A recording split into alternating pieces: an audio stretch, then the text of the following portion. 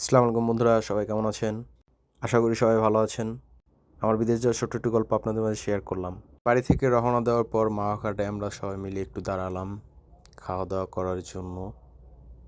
সবার সাথে কাটানো শেষ সময়টুকু অনেক উপভোগ করতেছিলাম। তারপর ঢাকায় আসি, একদিন থাকি ঢাকায় একটা হোটেলে। আমরা 4 বন্ধু একটা ছবি নিলাম, আবার কবে নিতে পারবো জানি না। এয়ারপোর্টে সবাই আমাকে আগায় দিতে আসলো, অনেকেই আসলো। ছোট্ট একটা ভিডিও নিলাম স্মৃতি হিসেবে রাখার জন্য। খুব খারাপ লাগতেছিল সবাইকে ছেড়ে যাব, তার মাঝখানেও একটু ভিডিও নিলাম। সবাই মিলে শেষ একটা ছবি।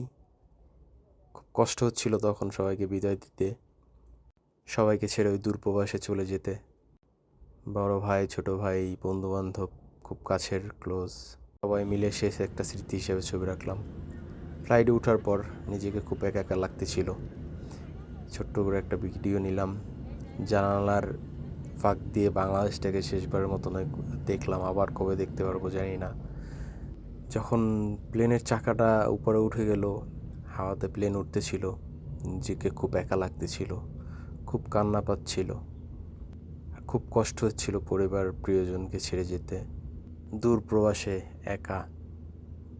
বাই বাই বাংলাদেশ, আবার দেখা হবে সফলতা অর্জন নিয়ে। অনেকক্ষণ জানালার ফাঁক দিয়ে ওকে দিয়ে দেখতেছিলাম বাংলাদেশটাকে, প্রিয় মাতৃভূমিকে।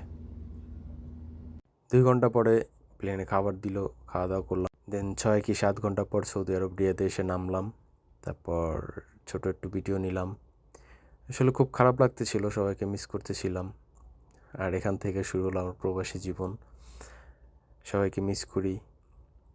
ভালো থাকবেন সবাই। Thanks for watching this video. Subscribe my YouTube channel and like.